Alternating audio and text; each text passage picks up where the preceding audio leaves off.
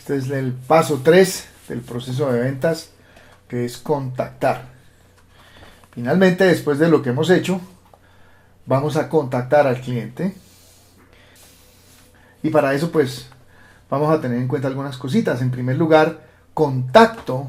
Contacto significa hablar con el cliente, encontrárselo, hablarle por teléfono. No, contactarlo no necesariamente es un correo electrónico, porque el correo electrónico se puede perder en la internet o la persona simplemente le llega el spam y nunca lo vio.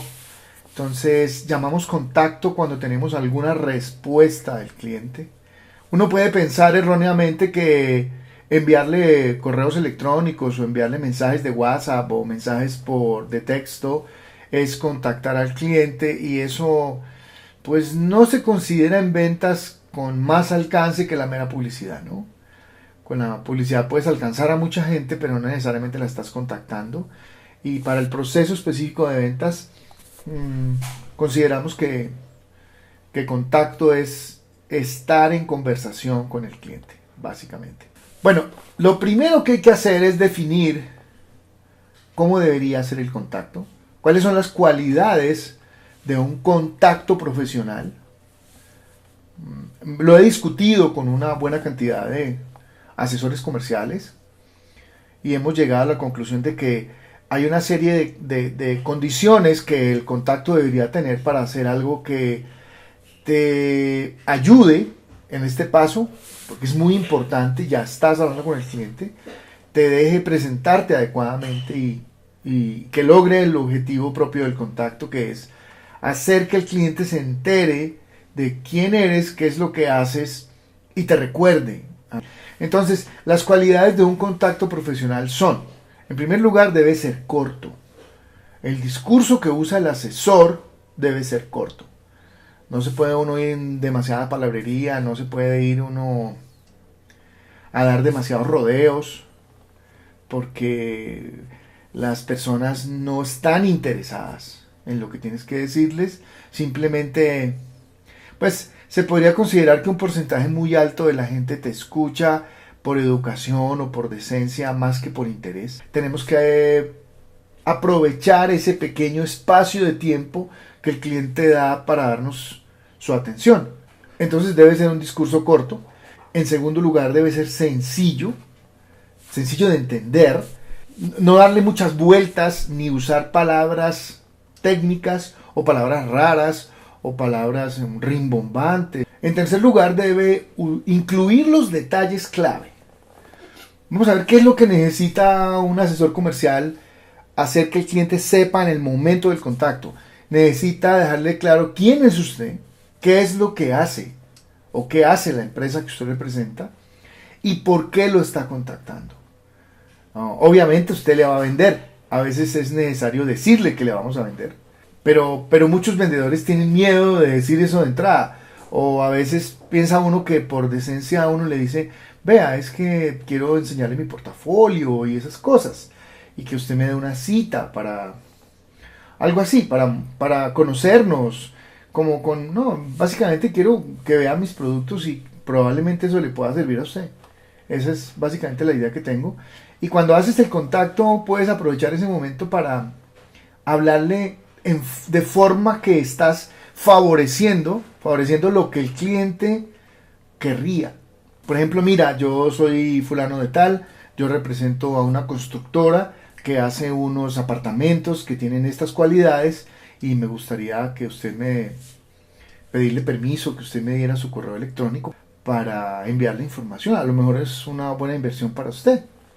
Como muy decentemente, pero muy enfocado a algo que al cliente le podría interesar, de una manera no demasiado entusiasta ni demasiado vendedora, digámoslo así, sino un acercamiento bastante decente y lo más profesional que se pueda, que tiene en cuenta estos factores que acabamos de ver: que sea corto, que sea fácil de entender para el cliente, que no use palabras raras, y que diga con claridad quién es usted, qué es lo que usted vende o qué empresa representa y qué es lo que hace la empresa, en palabras muy sencillas, y le haga una petición o una oferta de lo que usted, la razón por la que usted está contactando al cliente. Eso por supuesto en todo momento sigue las reglas de los modales, todo el asunto de cortesía y todo el tema en los negocios. Hay una condición bien particular de que las personas se aceptan o pueden tener relaciones adecuadas desde el punto de vista comercial mientras uno mantenga las reglas de los modales, la puntualidad, la presentación personal, la forma de hablar, la forma de sonreír, la forma de reírse, todo dentro del estándar de los negocios. Ese es básicamente lo que redondearía a un contacto. Eso es básicamente lo que englobaría lo que es un contacto profesional. Eso es lo primero que hay que tener en cuenta. Y hay una cosa que puedo notar.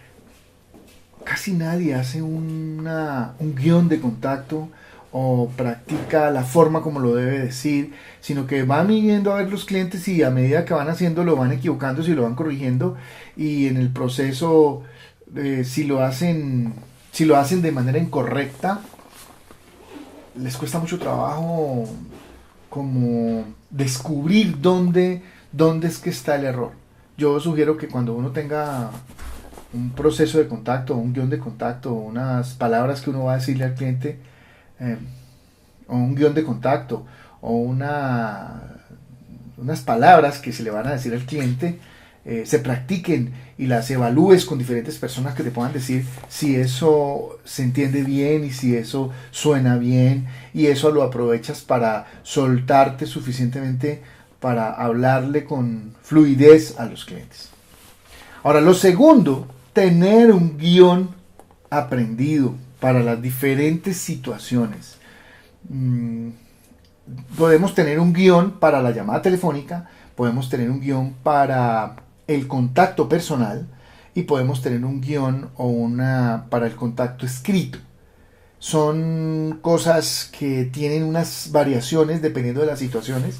Entonces es mejor tener como libretos para las tres ocasiones, que son la llamada telefónica, la parte personal, el contacto personal, y el correo electrónico o la carta o el contacto que estés haciendo. Para el caso de la llamada, muy cortésmente llamas al teléfono y entonces preguntas, por favor, el doctor García, y entonces te contesta y te dice, doctor García, mucho gusto, mi nombre es fulano de tal, yo represento a la compañía tal, nosotros hacemos esto y le estoy llamando porque quiero proponerle esta cosa o quiero pedirle que me dé unos minutos en su oficina, o me gustaría conocerlo y mostrarle nuestro portafolio para ver qué de lo que tenemos podría ayudarle en su operación, o podría servirle en su trabajo, o podría ayudarle en las actividades de su empresa.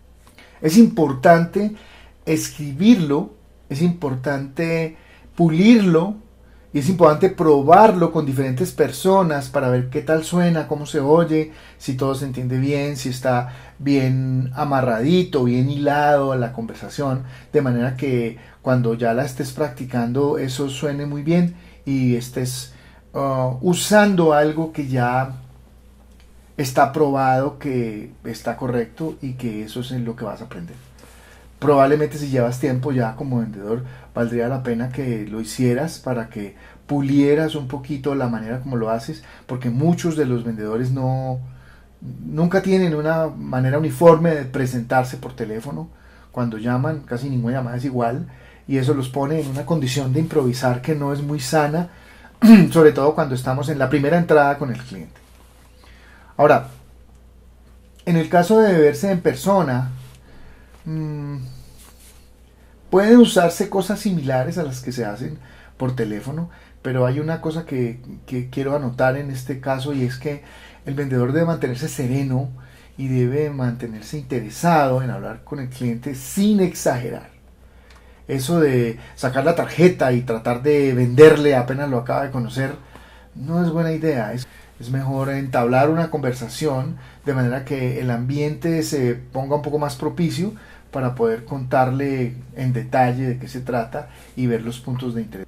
En el caso del guión por escrito, las normas de ortografía y las convenciones específicas de que la primera palabra, la primera letra va en mayúscula, las comas, los dos puntos, lo que sea, utilizarlo correctamente.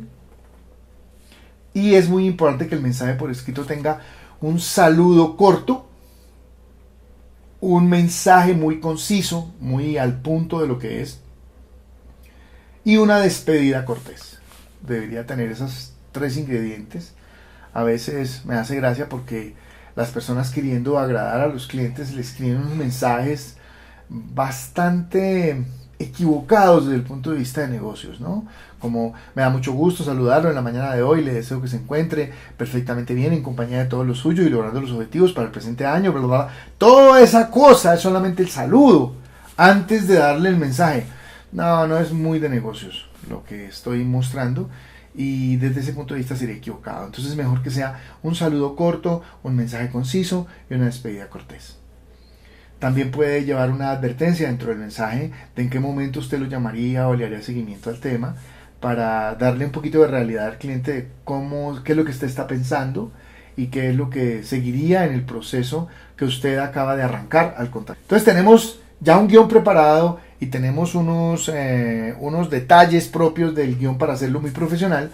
Y lo tercero es contactar a los clientes de la manera más masiva y abundante posible, en las mayores cantidades que le sean posibles al vendedor. El contacto, la actividad de mantener, de estar contactando al cliente, es una actividad que abre las puertas para negociar y que muchos vendedores lo olvidamos. No abandonamos el contacto, simplemente no mantenemos en el tiempo esta presencia con el cliente. Por eso se han desarrollado software que lo hacen automáticamente y cosas de ese tipo, lo cual es bastante cómodo para el área comercial. Pero cuando se trata de captar la atención de un cliente, es importante que hagas un contacto que puedas mantener en el tiempo. Debes mantenerte haciéndolo de la forma más masiva posible. Eso de hacer 3 llamaditas o 5 llamaditas, eso no le da resultados a nadie. Es muy complicado.